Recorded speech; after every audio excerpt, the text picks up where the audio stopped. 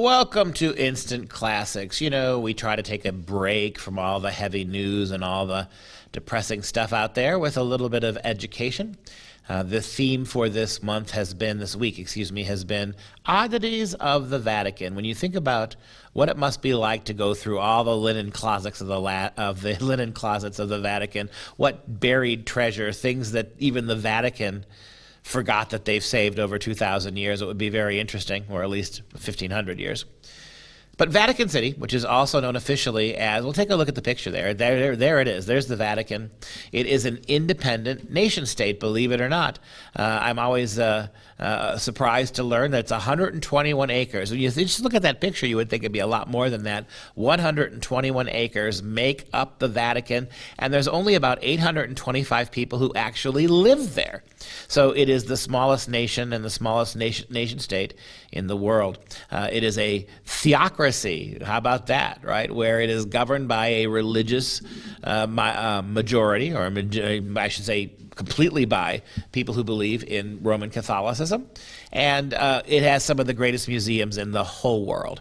If you take a look at the picture for today, we're looking at Bramante's Staircase, looking at oddities of the Vatican. If you go, you can go see the Sistine Chapel, you can look at all sorts of predictable touristy things, or you could do the oddity tour, and this is one of them. This is a beautiful, huge, spiraling staircase that was actually carved out of stone. It's a remarkable engineering feat. To see the Vatican's double helix design staircase, you may have to turn on your superstar swag and ask for the VIP special. Not everybody who goes gets to see it. If you're lucky, your eyes will be treated to the coolest staircase you've ever seen. The Bramante's elaborate design was carved out of stone in the 1400s, before the new dome was even placed there. The lucky few who are permitted to cross the red tape are sternly instructed, quote, to look with your eyes and not your hands. Do not touch it. It's ironically a staircase you're not allowed to climb.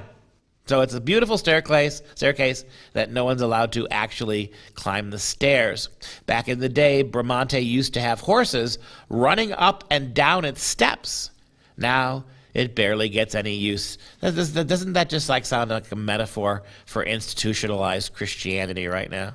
Right? Back in the heyday, back in the Renaissance, they even had horses prancing up and down those staircases. Now nobody sees them, nobody goes, nobody uses them.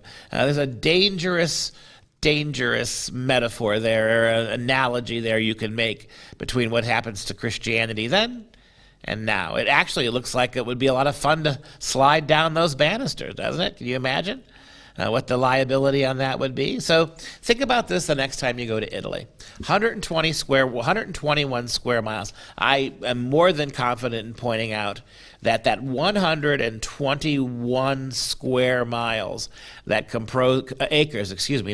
composes the Vatican contains more art than probably any place else in the world 10 times bigger. When you think about the concentration of artifacts and books and objects and paintings and sculptures and mosaics and even staircases is really, really, really stunning.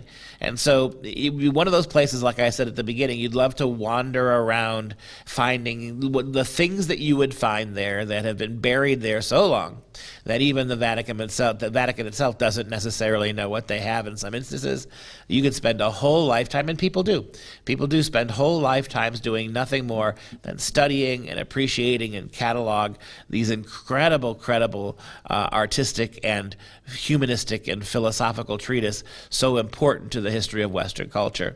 It's too bad nobody cares about Western culture anymore, because it would be a really remarkable thing to see.